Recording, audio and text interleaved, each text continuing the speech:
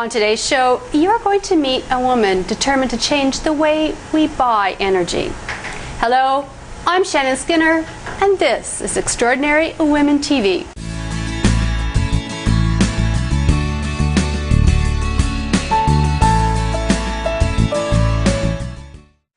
My first guest today is Rebecca MacDonald. She is the Executive Chair of Just Energy Group. She has won numerous awards, including the top Women CEO and Entrepreneur of the Year, including many others. Later in the segment, before we take a break, I'll have my regular Good to Know Minute. When I ask my guests for their top success tip, you're going to hear Rebecca's. In the second half of the show, we're going to be talking about energy of a different kind. So stay with us. Hello, Rebecca MacDonald. How are you? I'm so well. How are you? I'm very well, thank you. It is so nice to have you here. Such a privilege and honor. So I'm grateful that you can come and share some wisdom and inspiration of your journey. You're a very successful businesswoman in Canada. Yes, I am, I guess. And your success started somewhere before you got to the place that you're at. Well, you know what I always say, every big business is a small business, and I had a number of lives in business career before I got where I am. So I ran 2 private companies before this one, and then in '97 we founded this one, and the rest is history.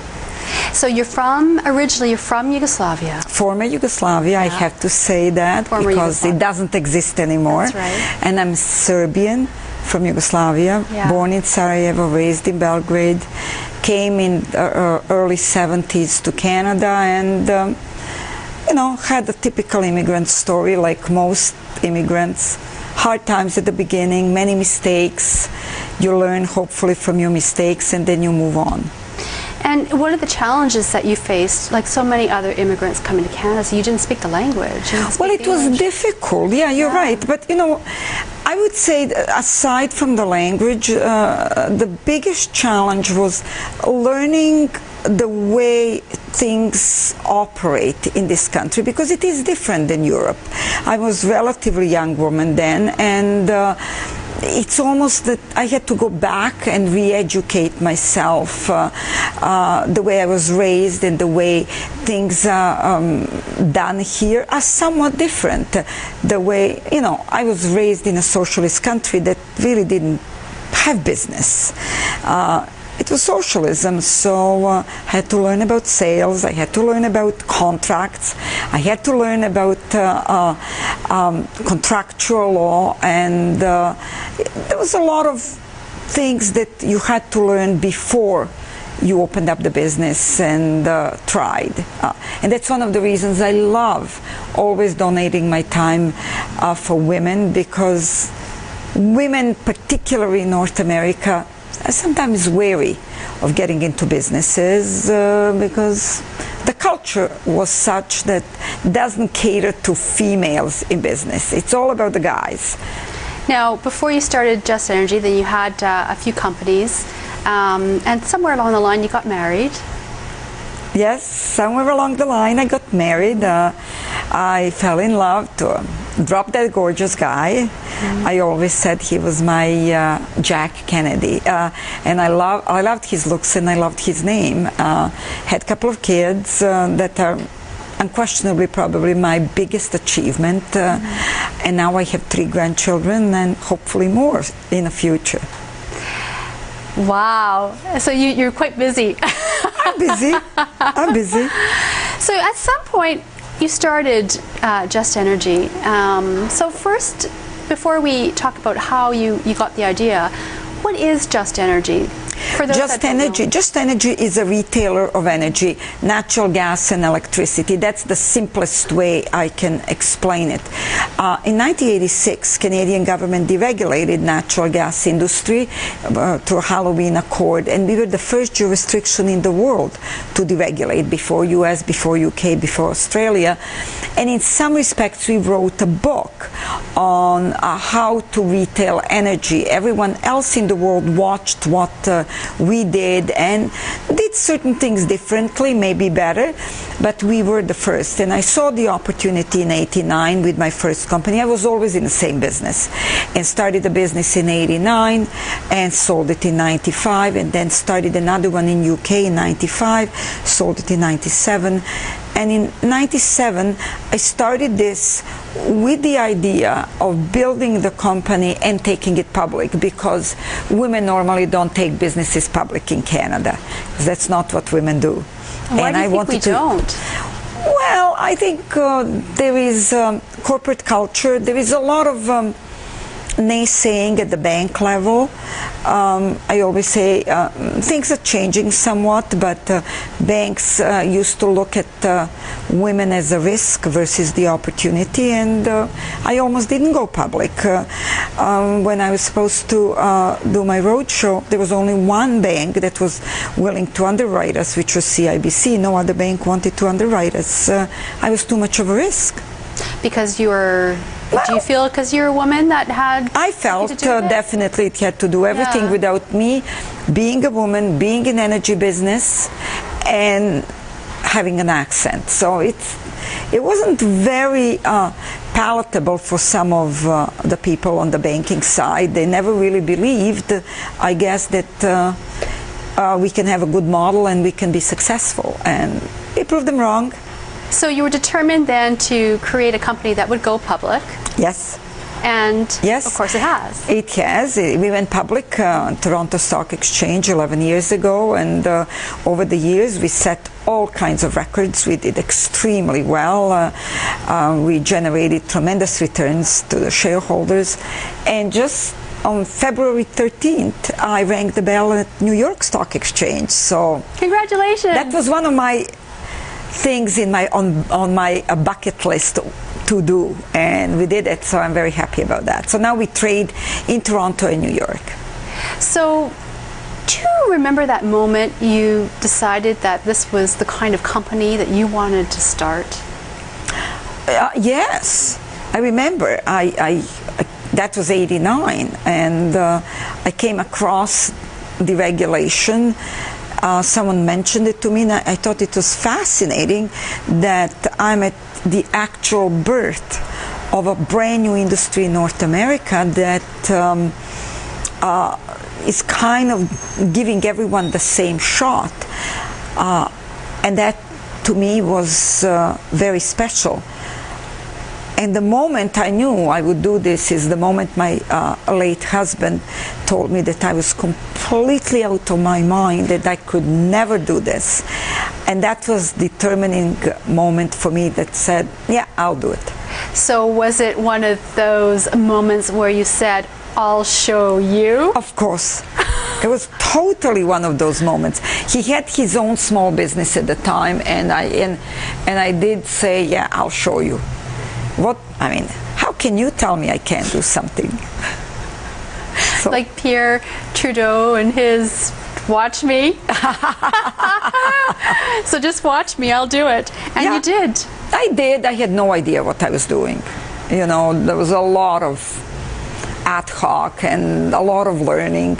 But one thing I can say in business, I never made the same mistake twice. I learned from my mistakes, and I made every single one.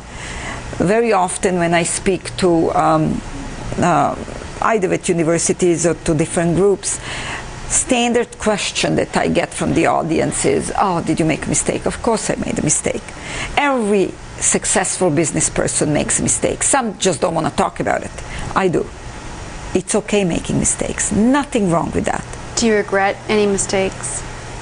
That's a very good question. I regret few, but you know, they were done. What can you do? So do you see a mistake as something we learn from, or that it's just really a lesson in our way? Oh yeah. Every mistake should be a lesson. And you know, very often I used to say, when you have children, you don't come with the instructions of how that child is going to behave. when you have a business, you really cannot have total instructions of how that business is going to behave. So there will be a lot of trial and error, and you do make mistakes, but then you correct it. So, when your husband thought you were had completely lost it, and then you started it, and once you got it going and you knew it was going to be successful, how did you feel inside? Oh, I felt fabulous. It was one of those I told you. Probably the biggest satisfaction was the day when he came to me and said, well, I would like to move my sales force with your company. And I said, oh, that's interesting. Unfortunately, he died very soon after that. So he never really saw potential that this business, I always thought could be, and that this business achieved. But you can't have it all in life. That's what I decided. And so you had 3 children? No, 2. 2 children and 3 grandchildren, is that right? Yes. I had 2 children and 3 grandchildren, and it's very difficult when you lose a husband. It's much harder when children lose a father. It was very, very traumatic experience for my children, and I made a fundamental decision then never to remarry. I actually decided the wife thing I don't do well. It's not my calling, and if you're trying to be a mother and run a business and be a partner or wife, I couldn't do all of them well. So made a decision, that's it, I am not remarrying again. I'm just going to focus on the children and on the business. And it was a right decision for me. I'm not suggesting it's for everyone, but it is for me. We're going to take a break, Rebecca, and that means it's my Good to Know Minute, and I know that you have a great tip. So jump in there with your success tip. Okay. I would say if you are thinking of going into the business, 2 things you have to do. You have to be in love of what you want to do. You will have to love that business, and then you have to be very focused. What I always say, you have to be laser focused. If you don't love what you do, you will not be successful. You will dread every moment you have to go to work. And if you're not laser focused, you will not achieve the heights that I believe you will achieve when you're laser focused. You could try different things, and you might reach certain level of success in each one of them, but it's never going to be that high as it is when you're totally focused on one thing.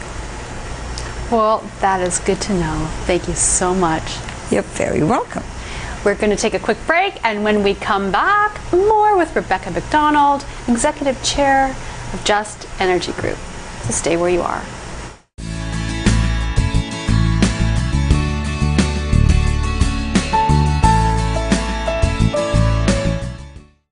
Welcome back. I'm Shannon Skinner, and I'm speaking with Rebecca MacDonald, Executive Chair of Just Energy Group. Rebecca, what is green energy? It's an energy that does not pollute the environment. Right. And energy generated through the windmills, biomass, run of the river, solar, that's your green. It's energy of the future. Something that will, long run, in my opinion, make us very independent, not in my lifetime, but for the future generation, will make us independent from the brown electrons. It's expensive to produce it, but if I look at energy field, that's the future. Can you give me an example of something that is that's working really well? Well, a number of windmills are working very well. Yeah. And solar panels are working well. The cost is prohibitive to some people, but at the end of the day, when you look at technology over the years, the technology changes and gets cheaper and cheaper. Think about how much did we used to pay for the phone? Right. Yeah. And now it's next to nothing. So over time, solar panel technology and the windmill technology is going to get more and more affordable. Right. Well, it sounds like it's almost like a trendy business to be in. I always think it's sexy. Being green, has a sex appeal to it. Because energy is by and large boring.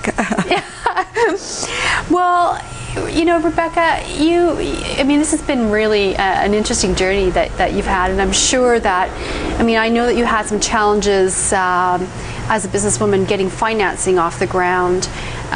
Were there any other sort of great challenges that you had in getting this business, and even maybe not even just getting it off the ground, but perhaps, you know, bringing right up to date? What would have been your greatest challenge? Well, you know, in any business, I think your greatest challenge is people, because Just Energy Group is not Rebecca MacDonald. Mm-hmm. It's a whole group of people, and probably the biggest challenge always is creating a team that works very well. So that took a while, and you do a lot of trial and errors, and sometimes you think some people will work out, they don't work out. So at this stage of my life, I'm the happiest I have ever been, because I have a very cohesive group, incredible team, great team effort in United States and Canada. So it took a lot of work to get there, but you know, that's life. And you know, in those times where it was a struggle getting this business going, because we know that any new business is not easy. So, but in those times that were tough for you, you know, where did you find that support, and how did you keep going? I would say my family, my children were my inspiration. Okay. If I didn't have them, and if they were not so dependent on me, I might have given up or done something else, taken an easier route, because running a business is never easy. But they inspired me. I wanted to create, being a first-generation Canadian, wanted to create an opportunity for them that I didn't have. I wanted to create a better life, and I never really set out to build a big business.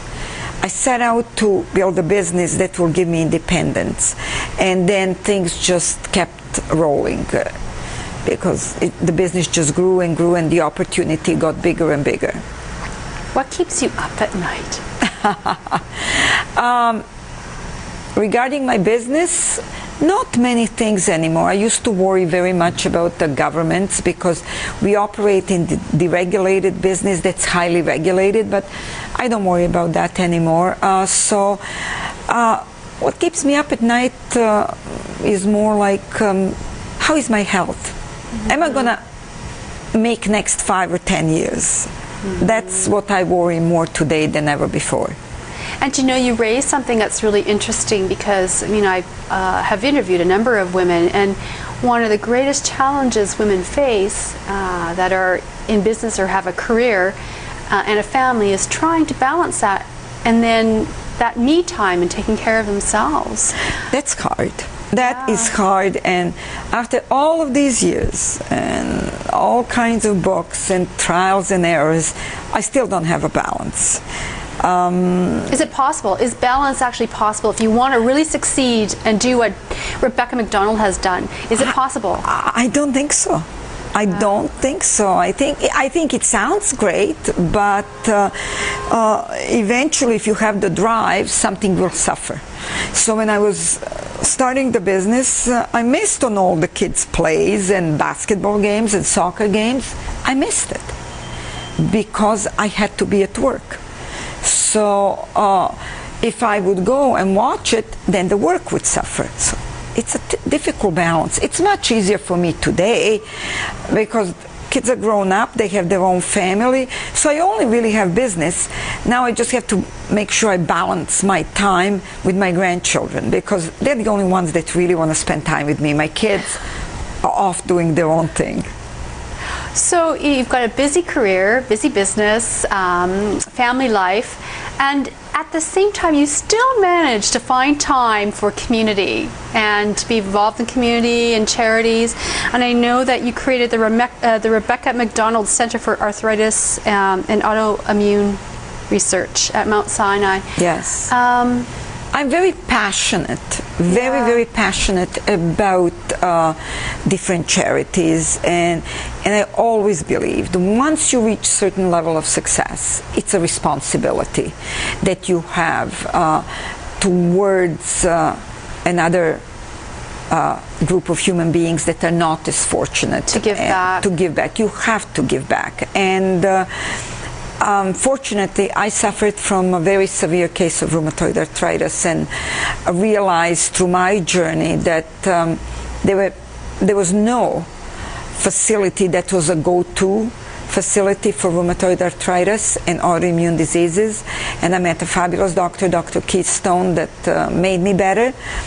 And I promise that I will create facility that will be state-of-the-art, that's going to marry the genetics with the new therapies and new drugs that will be accessible to everyone. And what was very close to me is that rheumatoid arthritis is a disease that affects over 75% women versus male. And women that get it, they get it in their prime years, between whatever, mid-30s to 50. As autoimmune disease, you could learn so much from it because it's an overactive immune system. And then you've got on the other spectrum, you've got your cancer that's underactive immune system. So I thought building a facility like that will give researchers opportunity to learn a lot more about all kinds of autoimmune diseases. And Sinai is a phenomenal facility. Sure is. You know, it's a go-to facility for many things, but particularly for rheumatoid arthritis. I mean, I had my kids there, and I'm very passionate about the hospital. And of course, this is not a small undertaking either. No, but you know, it's good for the country, it's good for the city, and I love walking in there and seeing how many patients are being helped on a day-to-day basis. It gives me a great deal of pleasure. It really does.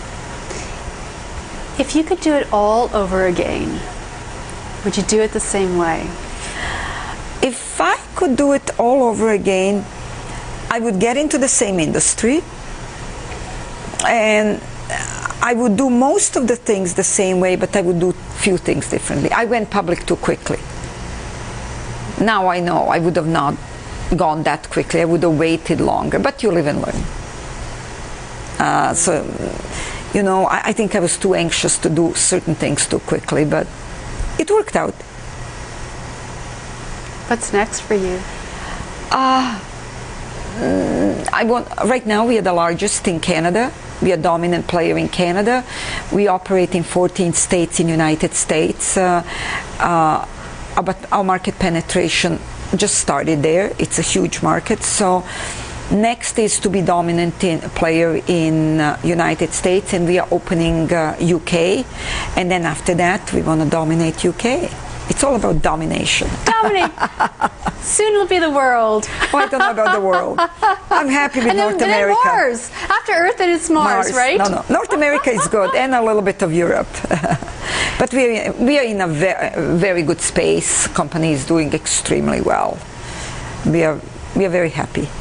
So if there's one message that you would like women out there to get from you, what would it be?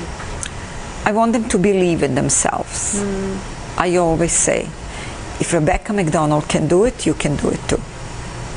So just believe in yourself, and don't let anybody shake your beliefs. Just go for it. I love that commercial from Nike. Just do it.